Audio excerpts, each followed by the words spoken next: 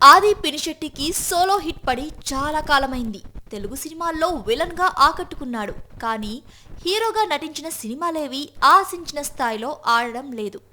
దీంతో తనకు వైశాలి లాంటి బిగ్ హిట్ అందించిన దర్శకుడు అరివలగన్తో మరో మూవీ చేశాడు. అదే శబ్దం. ఈ సూపర్ న్యాచురల్ క్రైమ్ థ్రిల్లర్లో లక్ష్మీ మీనన్, సిమ్రాన్, లైలా కీలక పాత్రలు పోషించారు. భారీ అంచనాల మధ్య ఇవాళ ప్రేక్షకుల ముందుకు వచ్చింది. మరి శబ్దం ఎలా ఉందో రియల్ వ్యూలో చూద్దాం. హారర్ సినిమాలన్నీ ఒకే ఫార్మాట్ లో కొనసాగుతాయి. భయపెట్టే దయ్యాలు, వాటికి ఓ ఎమోషనల్ నేపథ్యం, చివరకు వారి చావులకు కారణమైన వారికి శిక్ష పడడం. దాదాపు అన్ని హారర్ థ్రిల్లర్లు ఇలానే ఉంటుంది. శబ్దం స్టోరీ కూడా ఇలాంటిదే, కానీ కథనం చాలా డిఫరెంట్ గా ఉంటుంది.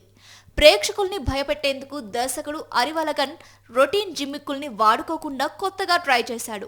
టైటిల్ కి తగ్గట్టే డిఫరెంట్ శబ్దాలతో ప్రేక్షకులను భయపెట్టాడు. ఫస్ట్ హాఫ్ మొత్తం కూడా డిఫరెంట్ గా ఉంటుంది. హారర్ జోనర్ లో ఇదొక ప్రయోగంలా అనిపిస్తుంది. ప్రింట్ మీడియా ఇచ్చిన రేటింగ్ 3.25. హీరో పాత్ర పరిచయం మొదలు దయ్యాలు ఉన్నాయో లేవో తెలుసుకునేందుకు చేసే ప్రయత్నం వరకు ప్రతిదీ సైంటిఫిక్ మెథడ్ లో చెప్పారు. స్క్రీన్ ప్లే చాలా ఇంట్రెస్టింగ్ గా ఉంటుంది. ఏం జరుగుతుందోనన్న క్యూరియాసిటీ ప్రేక్షకుల్లో కలుగుతుంది. ఇంటర్వెల్ వరకు కథనం ఆసక్తికరంగా సాగుతుంది. సెకండ్ హాఫ్ మొత్తం కూడా మళ్ళీ రొటీన్ హారర్ చిత్రాలను గుర్తు చేస్తోంది. ఒక్కో ట్విస్ట్ రివీల్ అయ్యే కొద్దీ సాధారణ సినిమాను చూసిన ఫీలింగే కలుగుతుంది.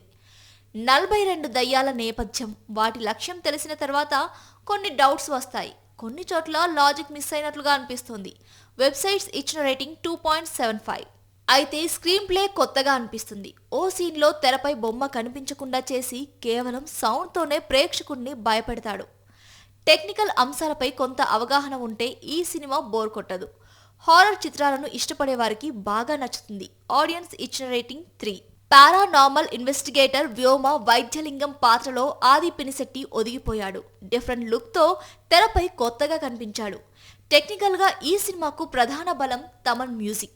తనదైన బీజిఎంతో సినిమాను నిలబెట్టాడు. కొన్ని సన్నివేశాలలో నటన కంటే బ్యాక్గ్రౌండ్ స్కోరే ఎక్కువగా భయపెడుతుంది.